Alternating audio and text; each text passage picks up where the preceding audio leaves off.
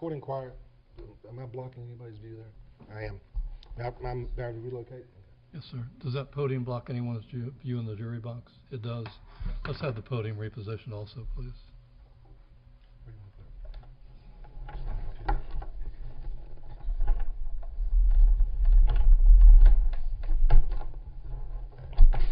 I got it. Okay, good. Thank you. Everybody can see Dr. Bargo? Okay, so the first slide talks about, in general, what is a PET scan? Because what we have is a PET scan on Mr. Bargo's brain. So the first question is, well, what is a PET scan? Well, a PET scan is a type of brain imaging that allows us to look at the functioning of the brain as opposed to, say, an MRI scan, which looks at the brain structure. And the difference between a structural imaging approach like MRI and a functional imaging approach like PET is that, for example, you could have a cadaver and you can get a cadaver and place him in an MRI, and you can get a normal MRI from a cadaver's brain because the shape or structure of the cadaver's brain is intact. But if you were to put the cadaver's brain in a PET scan, you'd get a blank screen because there's no functioning. And so, or you could take someone, for example, who's in a coma, and you could have someone who's in a coma, and you could actually have a normal MRI scan of someone in a coma because, again, the shape or structure of the brain is apparently normal. But if you were to take someone in a coma and put them into a PET scan, you see very low levels of functioning compared to a normal person. And you know, or if you had someone with certain types of brain injuries, you might have someone with certain types of brain injuries or problems like epilepsy, and they might have normal shape or structure to the brain, but if you look at their PET scan, you will see abnormalities in functioning. So functional brain imaging allows you to look at not just the shape or structure, which could be normal in a cadaver or comatose patient, but it allows you to actually look at what parts of the brain are burning up sugar, what parts of the brain are not burning up sugar, and how much activity is going on in different parts of the brain. And so it's a more sensitive way of trying to assess neuropsychiatric disorders. And the way PET scans work is that you'll see that there are these different colors here. And the different colors correspond to different levels of sugar metabolism. So areas of the brain that are more active functionally will consume more sugar. And so those areas of the brain will be colored hot colors like red. Areas of the brain that are less active will consume less sugar, and they'll be colored cooler colors like blue. And so it basically goes like from red, yellow, green, blue. That's sort of the order of the coloring. So red would be the highest area of sugar consumption or brain activity. Yellow would be the second highest, green would be the second lowest, and blue would be the lowest. And so we're able to look at the color of the functional brain imaging to determine how much sugar is being consumed in different parts of the brain. Now, sugar is the main fuel for the brain's function or activity. Sugar acts kind of like the gasoline for an engine. And so different parts of the brain that are firing are like little engines that need gasoline. And so those parts of the brain will need more sugar to supply the engines that are firing. Those parts of the brain where the engine is idling is going to need less sugar, and so those parts of the brain will consume, will be cooler in color. So what we're looking at is a pattern of how much sugar is being consumed, which reflects how active or inactive different parts of the brain are. And so the way we do a PET scan is that first we take a sugar molecule, which we attach to what we call a radioactive tracer. And the radioactive tracer, which we use in this case, is something called fluorine-18. And so if the sugar is tagged with a radioactive tracer dye, we can trace where the sugar is being consumed and how much there is by looking at where the radioactivity is. And so the way we attach the radioactive dye to the sugar molecule is in this hot cell. And here we have a picture of a radiochemist, and he's looking through the 2-inch thick leaded glass window of the hot cell, and he's using robotic manipulators to attach the radioactive dye to the sugar molecule in the hot cell. And after it's attached to the sugar molecule, we can then inject it into the patient. Now, the way the radioactive dye works is that this is something that's called a positron emitter. And the type of imaging that we're doing is called positron emission tomography. Now, positron is short for positive electron. Now, electrons in our universe are normally negatively charged.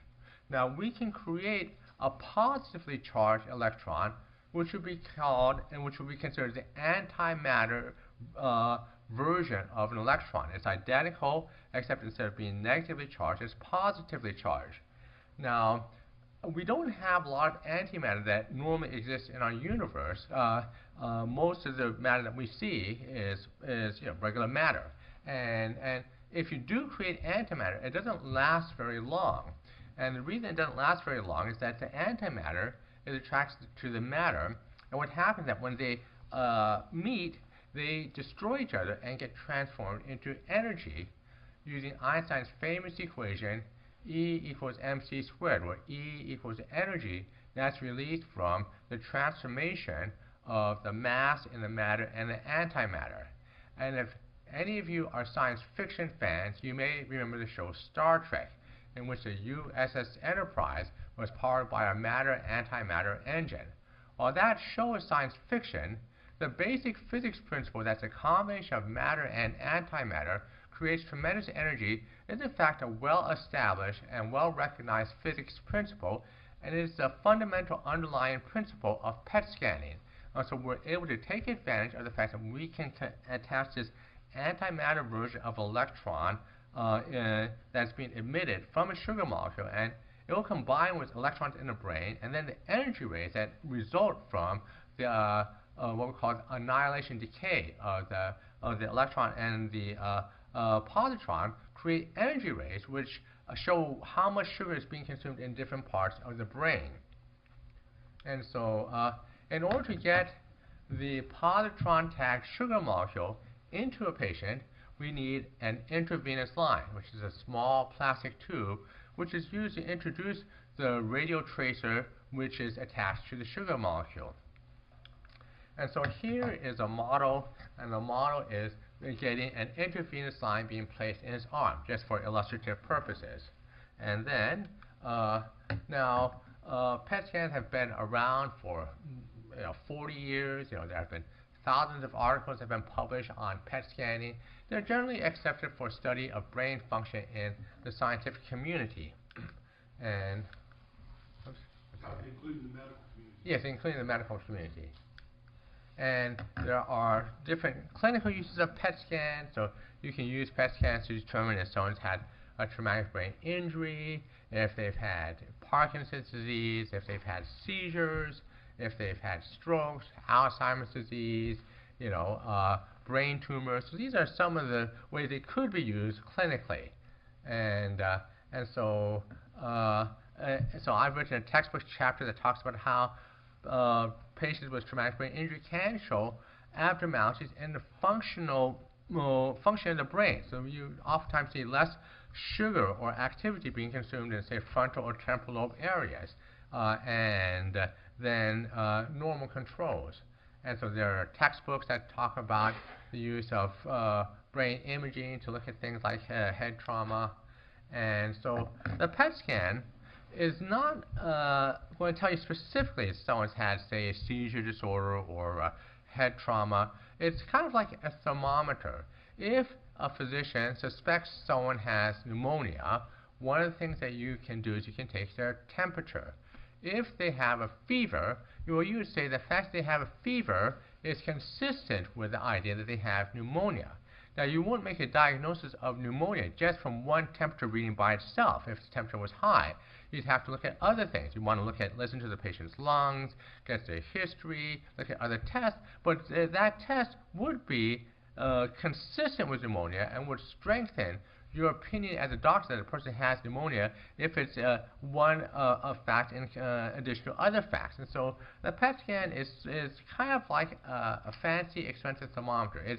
It doesn't give you a specific diagnosis just by itself, but it does provide valuable information about the brain's functioning. And it does give you some clues as to what might be abnormal in the brain and how the pattern in the brain scan might be reflective of certain types of brain abnormalities. Let me stop you right there, Dr. Wood. Sure. In this case, in the Michael Bargo's case, did you review other material that was provided to you? Yes, I reviewed interview notes from Dr. Berlin. I reviewed various medical records, including various hospital records, various psychiatric or psychological evaluations or reports, various court reports and court-ordered psychiatric assessments of Mr. Bargo that were conducted through the, I've looked at some jail health records, and so I've looked at a number of records. And the very reason that you did that was because you need background information. You just don't want to conduct a test in the blind, right?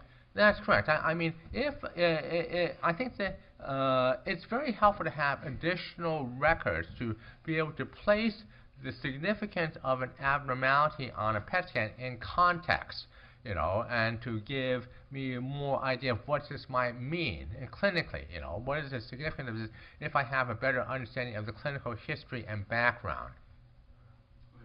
Okay. And so this is Mr. Bargo's PET scan here, and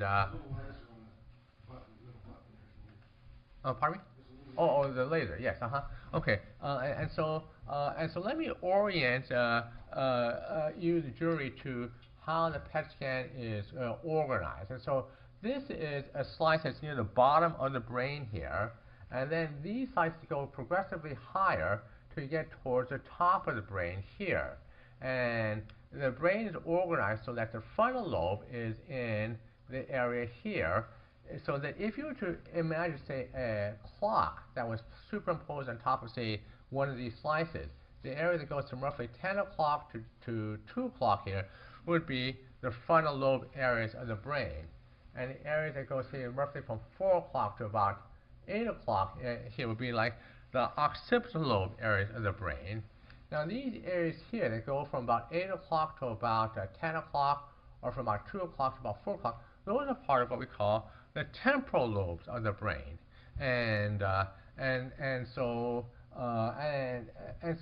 what we're seeing here, and so this is Mr. Bargo's PET scans, and it shows areas that are abnormal statistically in black. These areas here are areas that are measured using what we call a statistical parametric mapping program, which allows us to quantitatively identify what areas of brain are statistically abnormal. And so we see that there are statistically significant abnormalities in this area here, the temporal lobe, as well as in parts of the cerebellum. Now, the brain is organized in slices so that the right side of the patient,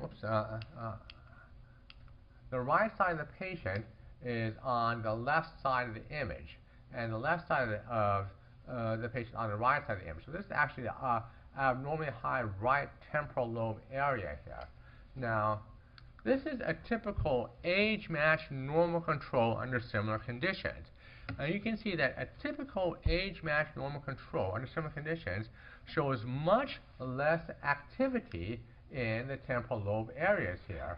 And so if we were to blow up the area, so this is a typical normal, it's a similar age as Mr. Bargo, and if we look here, these are the temporal lobe here in a typical normal control subject. Now, if you look at Mr. Bargo's image, you'll see that Mr. Bargo's image shows, in general, a much hotter area, and that these areas here in black are the areas that are statistically significantly abnormal in Mr. Bargo.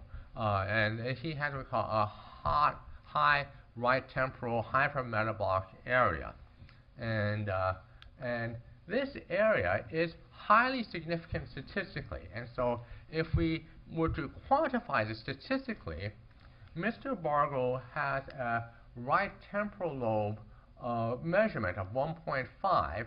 Normal controls have a right temporal lobe measurement in that area of 1.14 with a standard deviation of 0.09, which means that there's a measure called z-score, which is how many standard deviations different the patient is from normal control mean. And in this case, this z-score is very high, and the probability of this occurring by chance alone is very, very low, for like less than 1 in 10,000. So the chance of Mr. Bargo's brain being normal is less than 1 in 10,000. I mean, and we see that he shows other abnormalities too, such as cortical to cerebellar ratio, which is also very significant. What would be the significance of that? Well, this is less than 1 in 100. It's close to 0.009. And so, so the right temporal lobe hypermetabolism is much more statistically robust finding, but this is also a secondary finding, which is abnormal in Mr. Bargo. And so he shows 2 different kinds of abnormalities on his functional PET scan. And so if we look at, say, normal subjects, say, look at these as ratios, say a normal subject, they're going to have a certain type of ratio or balance. And someone with a brain injury or mood disorder is going to have a very different kind of balance in terms of the ratio of activity. And so that's what we're seeing here, that he shows a very abnormal ratio of activity of functioning of his brain. And so this finding on a PET scan would be consistent with various items that I have reviewed in Mr. Bargo's history. It would be consistent with a history of multiple injuries of the brain, and it would be consistent with the kind of symptoms that he has manifested behaviorally, and so that he's had a history of episodic mood dysregulations, problems with being depressed, off and on. The specific details of any history that was reported to Dr. Wu. Overruled. He's had a history of episodic, what we call occasional hallucinations. He's had paranoia. So all these things would be consistent with an abnormality in the temporal lobe area. The temporal lobe abnormality that we see is a kind of abnormality that is seen in what we call a partial complex seizure spectrum syndrome. It's a kind of epilepsy. It's not a conventional tonic-clonic motor epilepsy. It's more kind of an epilepsy or seizure of the emotional behavioral parts of the brain that regulate things like mood and aggression. And let's see here. Yeah, so it's consistent with a partial complex seizure spectrum disorder. And these kinds of disorders are oftentimes not properly diagnosed in the outside world unless you get special kinds of tests, special kinds of EEG tests or special kinds of brain imaging tests. Oftentimes when patients like this present in, they're oftentimes misdiagnosed as attention deficit disorder, oppositional defiant disorder, bipolar disorder, other things. And so they're... In fact, misdiagnosed. Yes. I believe that he was misdiagnosed as a psychiatric patient when he's actually a neurologic patient. And what happens... What's the difference between those two? Well, a psychiatric, I mean, there's a lot of overlap, but the major difference is that as a psychiatric patient, people think, that psychiatric patients generally don't have, EEG abnormalities or this kind of pattern of abnormality on a brain scan. And so you would treat them with different kinds of other medications. You would treat them with, like, say, stimulants, or you might treat them with antidepressants, to try and control their ADD or to try and control their mood. But these things oftentimes don't work very well because the diagnosis was missed, if you have more of a neurological problem, what you really would want to try would be several different types of anticonvulsants. And I didn't see that he had had any prior history of anticonvulsants outside of until fairly recent when he was in. Could you explain just for the jury's edification, just how an anticonvulsant works in a situation like this? Sure. Anticonvulsants are basically medications that help to regulate seizures or epilepsies, so that they help to prevent. And so, like, if you have a motor seizure, they would help prevent you from having a motor seizure. If you have a partial complex seizure that affects your emotions and behavior, it would help you to have better control of your emotion and behavior. Because what's happening is that the temporal lobe is apparently misfiring and becomes hyper irritable or hyper excited. And that's why the PET scan shows so much activity. Is that what we're seeing is an uncontrolled firing of the temporal lobe, which is a key center of the brain for regulation of aggression and emotion. And seizure, you don't necessarily mean a visual seizure.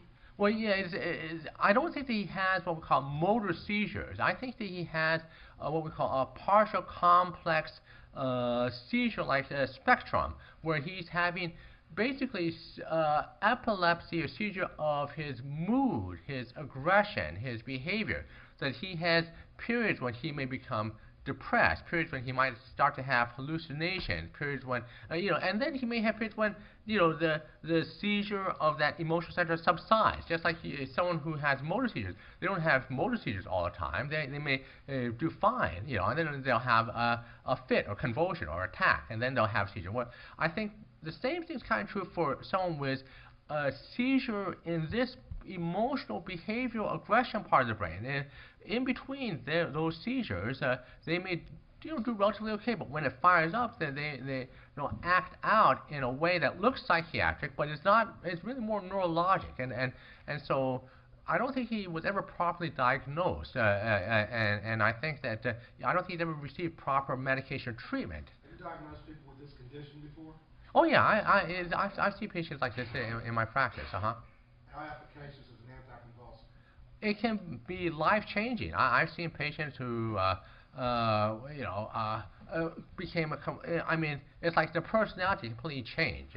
Instead of being oppositional all the time, instead of being getting into fights frequently, instead of, it's like it became more normal. They started to respond and behave and more appropriately. They were able to adjust and regulate their impulses more appropriately. So when you looked at your PET scan and you looked at all of course you studied previously all the information that you had, were your findings consistent? Oh yeah, they were very consistent. Yes, So what would be your professional expert opinion as to what condition he suffers of? I believe that Mr. Michael Bargo has a complex partial seizure spectrum disorder, a type of partial complex epilepsy seizure. And could it have been caused by a blow to the head? It could.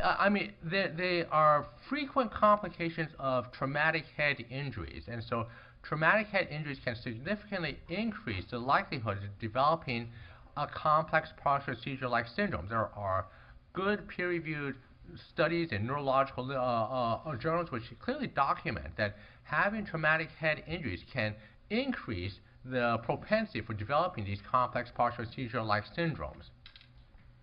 With this oppositional defiance we talked about, how would that affect his control of his emotions? opposed to a normal person, to use the word, forgive me for using that word. You know, an oppositional defiant, this is an individual who psychiatrically, you know, has problems with being able to conform their behavior to proper authority, and who, Conform their conduct to the yeah, I mean, they have a history of rebelling, acting out, but you know, and if there's no neurological basis for it, that would be an oppositional defiant disorder that is psychiatric. But you can see this type of behavior neurologically, and the thing is that with oppositional defiant disorder, if it's not neurological, if you give someone with who has a psychiatric case of oppositional defiant disorder anticonvulsants, it won't change them. But if you give someone with seizure-like problems in the temporal lobe, anticonvulsants, the right type and the right dosage, it will change them. They will no longer act out in an oppositional defiant disorder way, you know, because they will be able to regulate their behavior and their defiance and their, inappropriate, aggressive discontrol.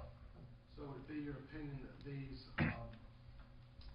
manifestations, we'll say for lack of a better word, they present as have a neurological basis? Yes. Not a psychiatric basis. Now, that's not to say that stress doesn't also play a significant factor in making partial complex seizure conditions worse. You know, I mean, stress can make many medical conditions worse. You know, including heart disease and cancer. You know, but it can also make partial complex seizure-like syndromes worse. So if you grow up in an environment where there's a lot of stress, like say some kind of divorce or separation, that's going to take a neurological problem and you're going to compound that with a stress, which will amplify the kind of dysregulation that the partial complex seizure type of situation will have. And again, this is something that's well documented in the psychiatric and neurological and neuropsychiatric literature, that stress is a compounding factor you know, with this type of situation. When you're saying anticonvulsants, backtrack just a minute. When you're talking about anticonvulsant, they use what type of drugs are those?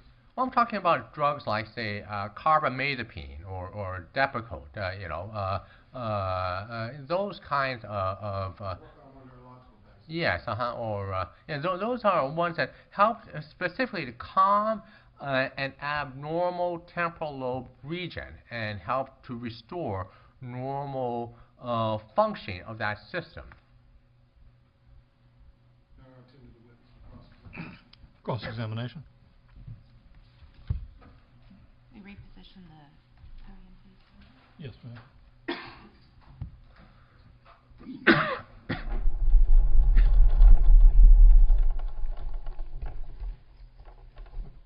You can turn the lights back on.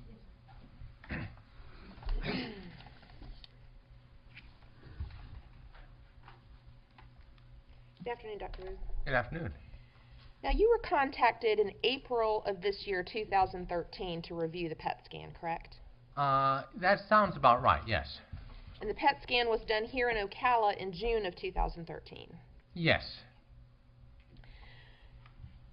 So it was done in 2013, not in 2011. That's correct. Mr. Bargo is 21 years old. Yes, I believe that's correct. Now, you're not familiar with the facility at which the PET scan was done. I don't recall the name of the facility offhand. Okay. I think you were provided in the CD or the PET scan that you were given what equipment was used. Yes. And what equipment was that? Again, I don't recall a specific manufacturer's name offhand. I'd have to actually pull my chart, and I don't have the chart here. It's fair to say that equipment that's used for PET scans, it varies, does it not? That's correct. Okay. And the images, or you indicated that it takes pictures of, for lack of a better term, slices of the brain from top to bottom. Yes. Okay. And the slices vary in width depending on the equipment, anywhere from 2 millimeters to 10 millimeters. That's correct. Okay. Now, for side-by-side comparison of this normal brain to Mr. Bargo's brain, what adjustments do you have to make to make sure the images that you're comparing are apples to apples, so to speak? Because Well, you have different size images. I would say that one of the things that I do is that I what we call normalize the images. There's what we call a normalization algorithm, which allows one to adjust the images so that they can be comparable. Because brains are different sizes also, right? That's correct. And so you have to make adjustments to the images that you have to be able to compare, like I said, apples to apples. That's correct. Now, you indicated that PET scans are generally accepted in the study of brain function. That's correct. I believe you said for about 40 years. They've been used for 40 years, yes. Okay. And primarily for medical diagnosis, clinical oncology, diagnosing dementias and things like that, correct? Those are the more common uses. That's correct. All right. Now, isn't it fair to say, Dr. Wu, that the use of the PET scan is not widely accepted for the purpose which you were testifying here today about someone's behavior?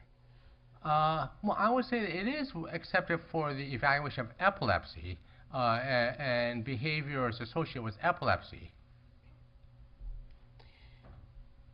Now, and you indicated, I think, that the PET scan is a good indicator of brain function because it is sensitive.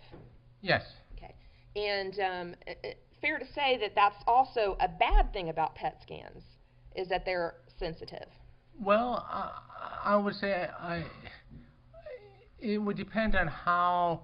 I'm not exactly sure I understand the question. Would it be unusual for instance, a clinical oncologist to say to the patient, the good thing about PET scans is they show everything, the bad thing about PET scans is they show everything, because there are false positives with PET scans? It is possible you can have false positive, yes. Now let's talk about the measurement of the brain activity. Now, are there gender-related differences in brain activity? There are a few subtle gender-related issues. Okay. And are there age-related differences in brain activity? There are some age-related issues as well, yes. And are there task-related differences in brain activity? Yes, there are task-related differences. Okay. Now, isn't it fair to say also that that there are striking changes that take place in the human brain during the adolescent years? Well, there are significant changes that occur during adolescence to maturation to adulthood in terms of, say, for example, myelinization of the frontal lobes. Right. And in key ways, the brain doesn't look like that of an adult until the early 20s. Well, I would say in terms of white matter tract myelinization, that's probably correct. It's not fully myelinated until early 20s. Okay.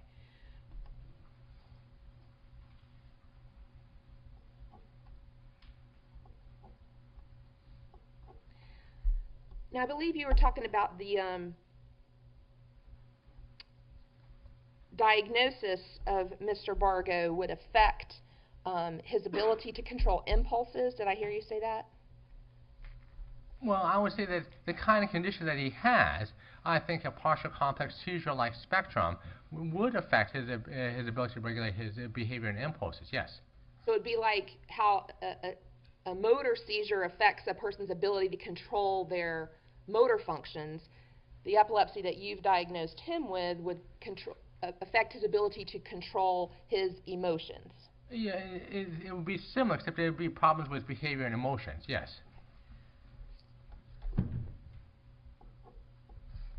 And is there a period of time over which he would be unable to control emotions and behavior as you've described? It would vary. I would say there would be episodic periods where he would have difficulty. Okay. Just from an illustrative purposes, a person who has a motor seizure, how long do those usually last? I would say motor seizures typically last a few minutes. Okay. Now, are we talking about this epilepsy being longer than a few minutes, or this episodic being a few minutes, as in a motor seizure? No. For a partial complex seizure type of behavioral dysregulation. It won't be just a few minutes. It could be, but the duration can vary. It can be from a few minutes to a few hours. Okay. So a person in the midst of one of those episodic seizures wouldn't be able to control emotions or behavior? I wouldn't say they have no control. I would say that there would be difficulty with appropriate regulation of behavior and emotions. But I wouldn't say it's like they would be. I don't completely. It's not like it's hard to say. It's not like they would have 100% loss of emotions and 100% loss of the ability to regulate behavior. And this is something that would be obvious to people who were around them, that their emotions and their behavior are not under control. I think they will be manifested in terms of difficulty with, I mean, the kinds of history that Mr. Bargo has of problems in school or problems at getting along, or even, as I understand, in the jail, that he continued to have some problems with acting out behavior. I think those would be the kinds of acting out that would be typical. All right. Now,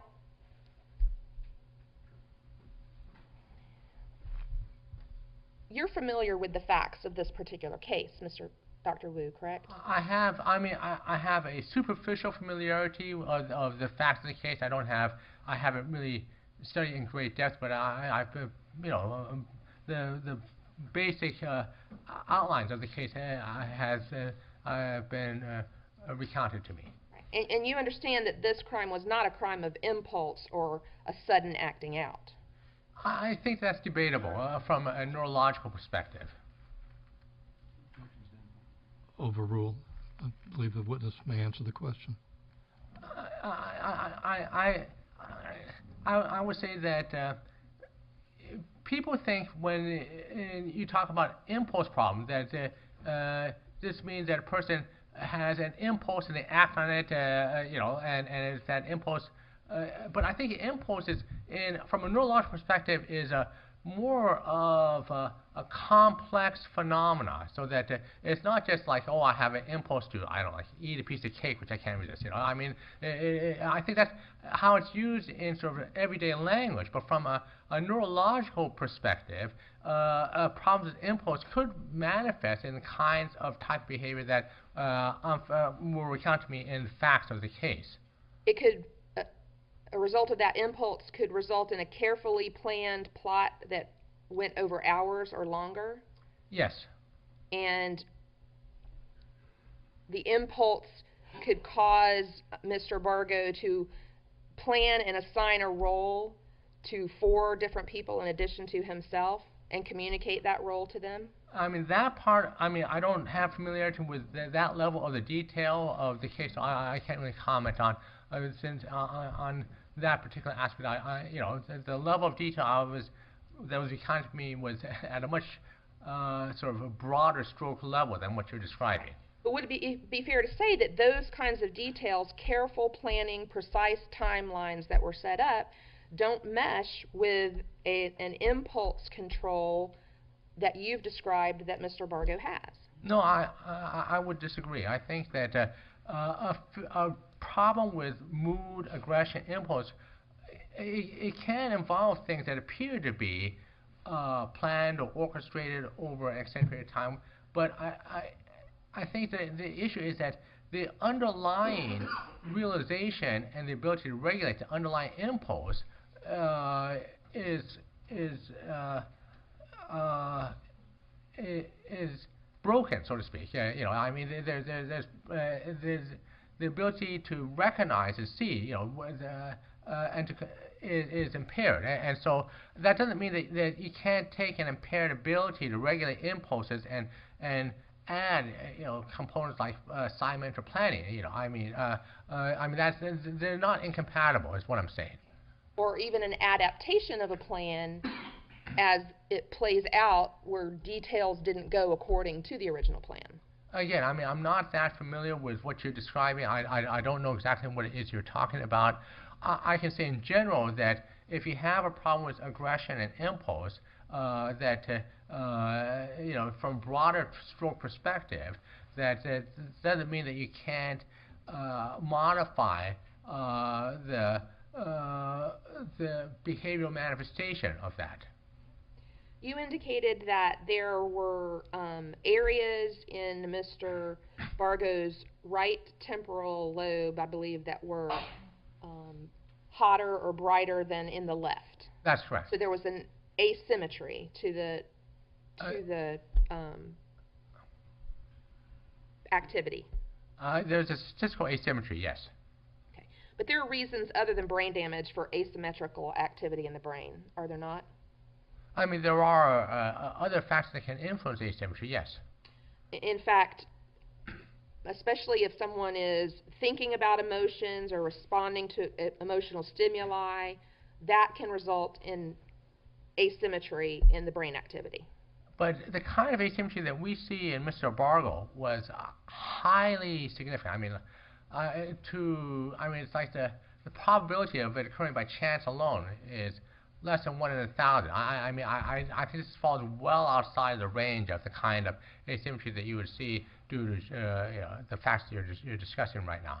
But one of the abnormalities was within 2 standard deviations of the norm, correct?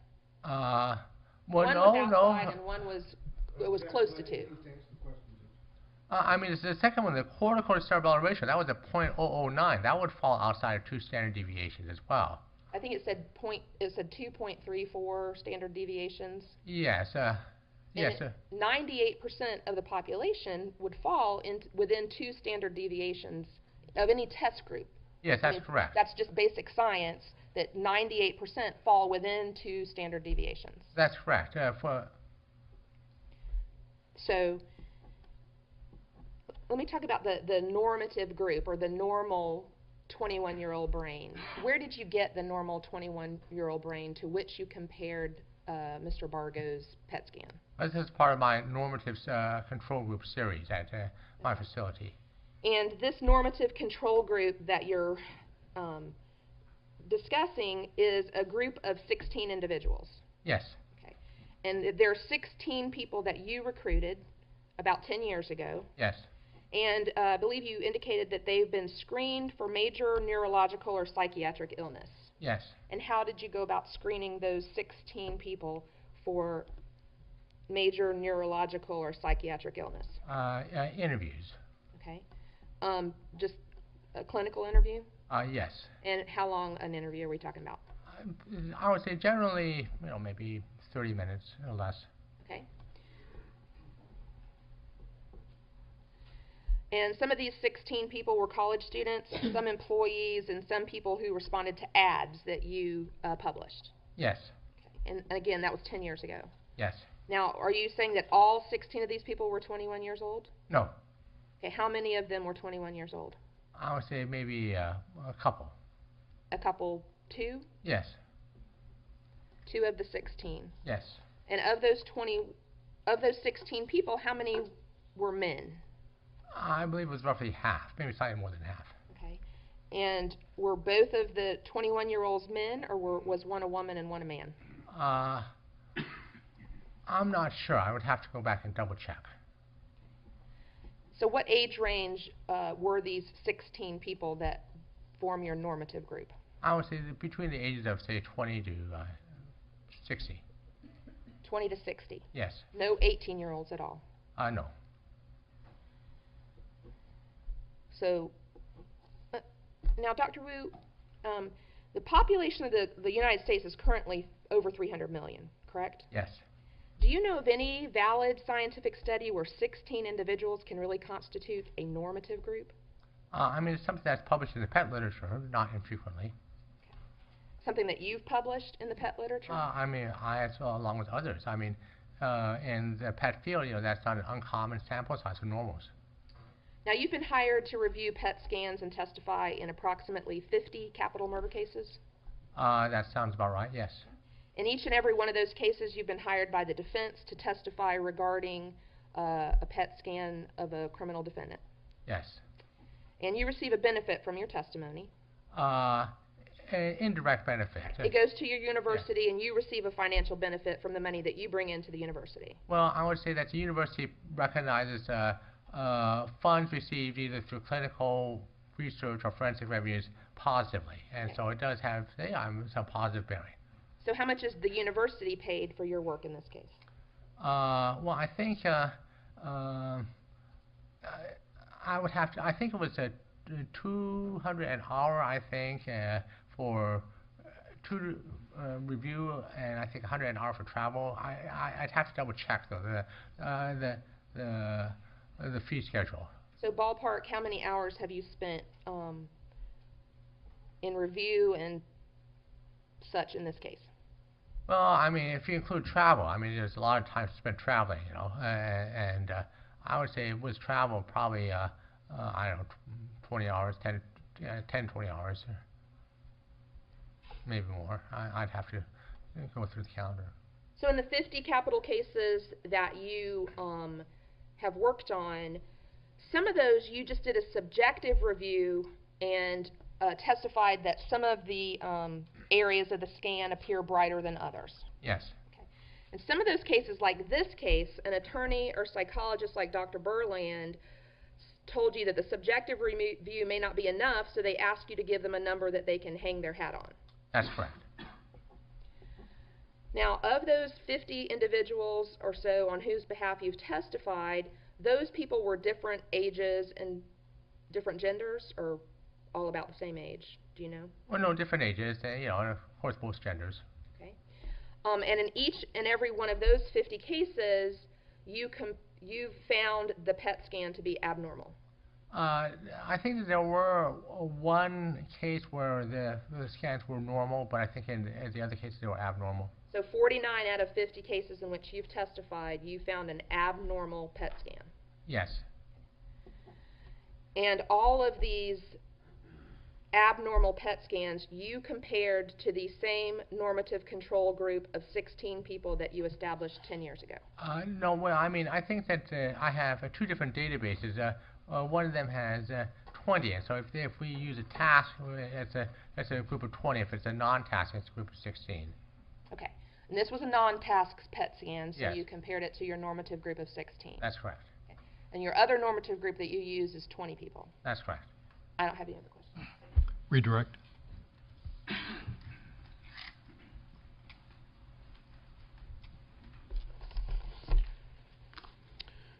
As far as the group of 16, we'll call it, these materials are published in the medical journals and everything else, correct? Yes. And your images are not the only images that would be in the collective knowledge of your realm, right? No. Oh, yes. I'm not sure. I'm not exactly sure what the question is. In other words, other people are doing PET scans. Oh, yeah. There are other people. Other doing PET people are scans. reading PET scans, Yes. right? That's correct. And other people are publishing pictures of the images, correct? Yeah, that's correct. And so we have a ballpark figure for what is generally a norm there. If you Yes, saw that's it- correct. We know what the norms look like from other people's work as so well. it's misleading to just say, oh, I snatched 16, there's no world around me, and I dreamed this up. That's not correct, is it? Well, no. I mean, I base my knowledge not only on my norms, but also the norms that I'm familiar with through my familiarity with other investigators' work and other investigators' articles. And very often, is it not the case in the cases that you're involved in? People already know, because we know something about PET scans, I do, although I'm no expert, we already know something's abnormal. Who are you going to turn to in the United States when you are a defendant? I mean, who is the reigning expert in the United States on this? Objection, Your Honor. Sustained.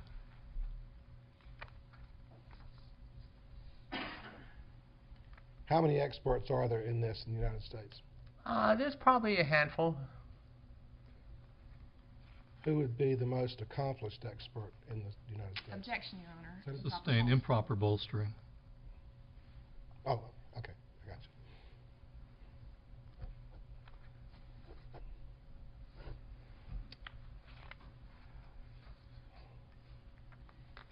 you. Now, Mrs. Arnold also talked about trying to, dealing with the frontal lobe there.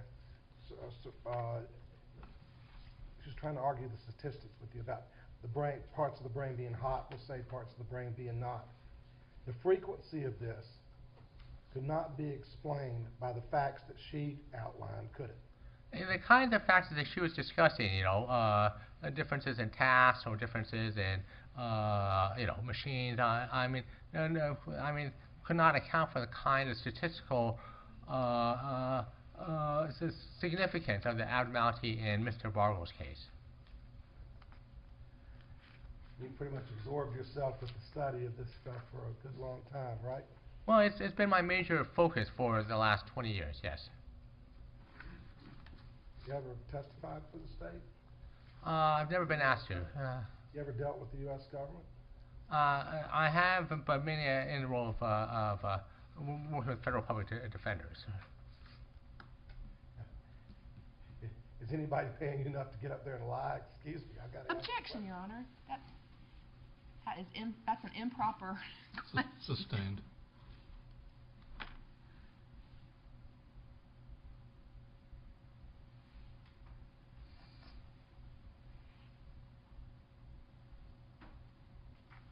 Let me word it this way. There was a suggestion, there was a talk by the prosecution of how much you made on this case. Would that have any impact on what your observations and testimony was at all? No, I mean, I'm testifying about the statistical significance, the PET scan abnormalities which I have observed, which are observable and statistically measurable. These are all facts.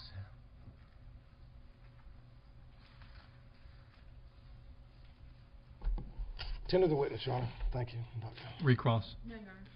May this witness be excused, counsel? Mr. Holloman? Yes. Ms. Arnold? Yes, sir. You're excused, sir. Thank you, Your Honor.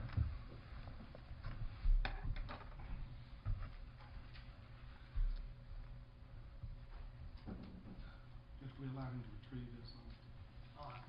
Yes, sir. Actually, ladies and gentlemen, this will be an appropriate time to take a recess. We'll take an approximate 20-minute recess.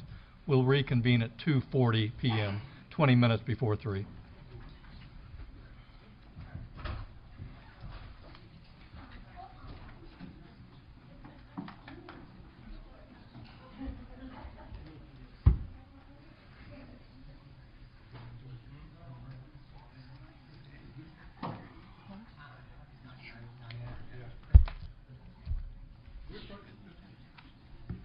Yes, sir.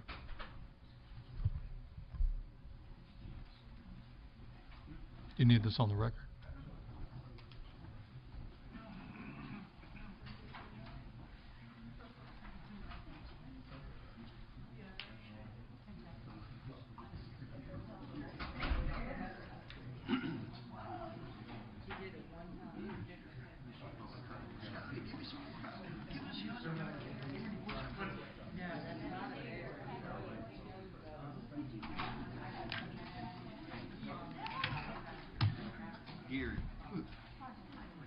Who's the next witness, do you know? Actually, when we come back,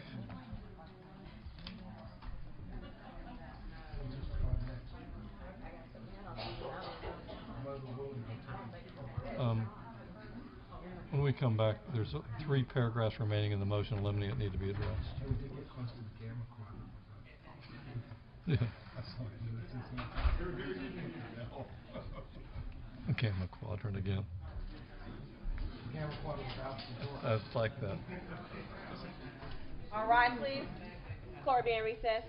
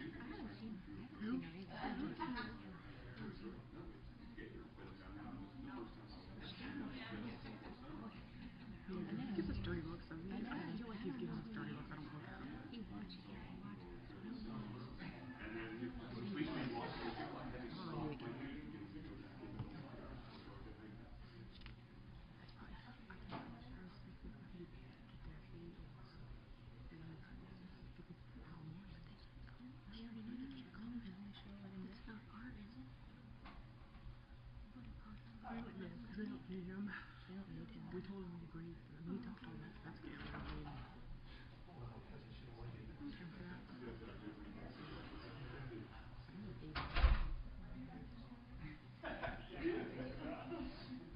mean, who's he talking to? I haven't seen nobody talk to him.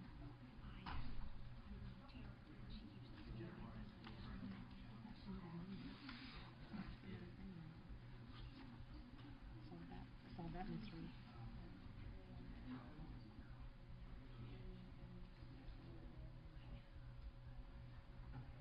He was the relative that lived in James. Buckholder?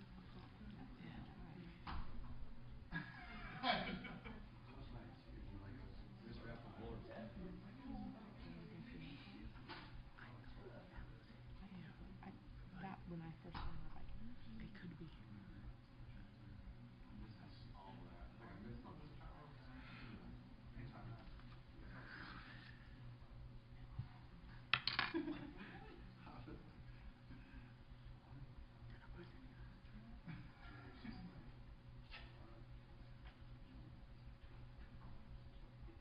When I did the hang, remember you can hang your hat on. Did any of them see it? I think they did like just my feeling on that. I mean, no, they had somebody think. I mean, the normative. So I think they really understood he did a great job with them. Because he did,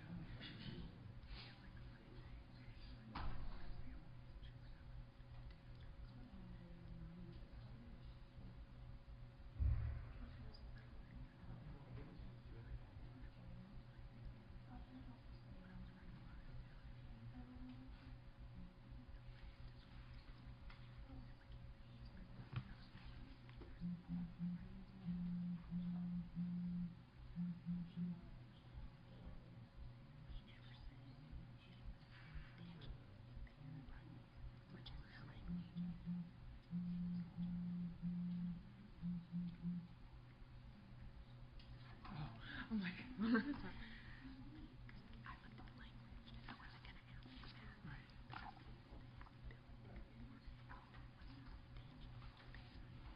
He never said that. He said he would pay her. Oh, yeah. It was just history of acted out. I mean, you know, because they're saying this is when he was 7 or whatever, or when he was first doing it.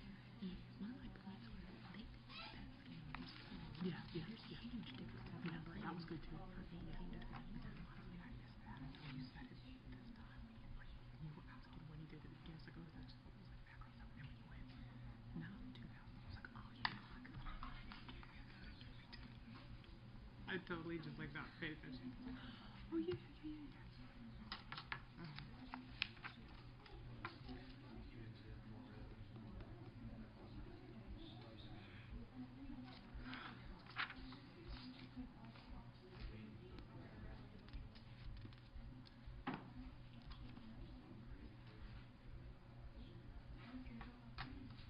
Frequent complications of traumatic head injuries. Like, I don't have that either. I mean, if you grow up without one, if you grow up with a lot of stress, like divorce, you take a neurological problem, compounded with stress.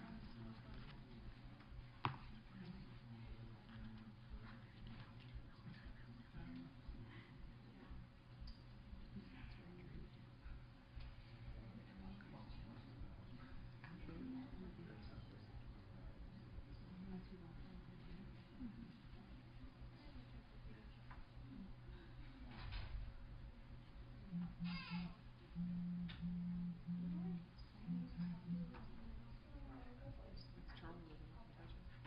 Oh, I thought his phone. I was like, I'm touching his phone.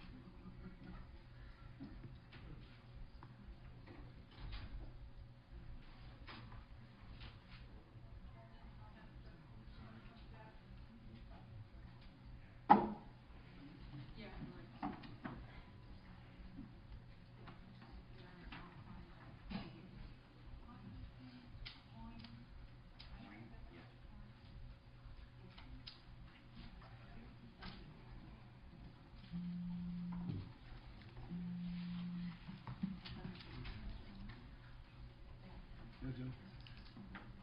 Yeah. Yeah, I looked at it. Outreach on the side of that way. That's like a wicked, that's.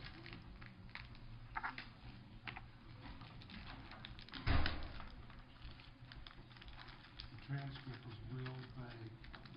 There were two transcripts. There was the one that was transcribed by the, I've forgotten the word transferred by. No, I'm gonna call them and have Because there call was their names on the reference record to, to release them because the judge would allow them to. But I won't. I want to call the police because I know they put me in the I'm not talking. My timeline is around here somewhere. Ma'am? My timeline was around here somewhere. Where did it go? It's been so long. Y'all gonna use this again? This, I don't think so. I don't think so. No, yes, no, nay. We're not using this No. screen. Y'all not gonna use this? No. Find your timeline? Yeah.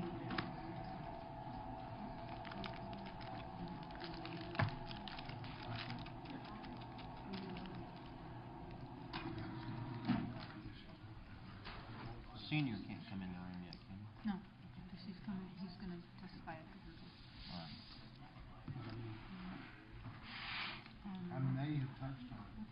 I'm still thinking maybe I touched on the issue, but I didn't think it was good, so I moved off. And he had a warning. If I touched on it, that gave me enough time to be able to make a decision. No. If I can Brian, look at keep it. thinking. Sure wish I had a transcript. Jail. It's sober. Mm-hmm. It's sober time. If I remember correctly, yes.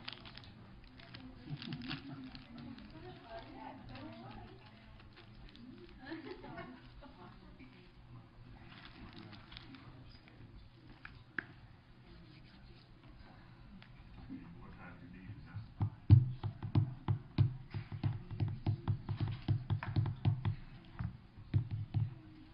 It's not the best evidence on the tape, I think the best evidence is what's on the tape.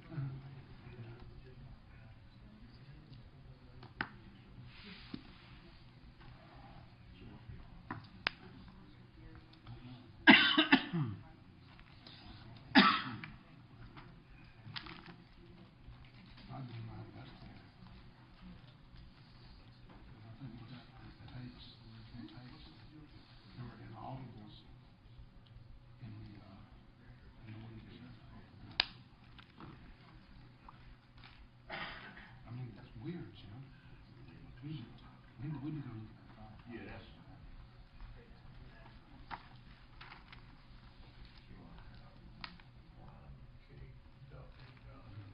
That's crazy.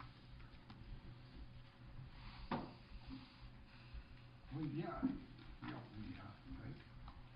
Absolutely. It's like, who's in conflict counsel, normally we expect to perform within the standards that are known, but they're not part of the clairvoyance. Candace, do you still need something notarized?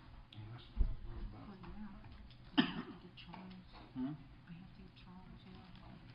we need to find out. what Yeah, it is. we'll have to do that.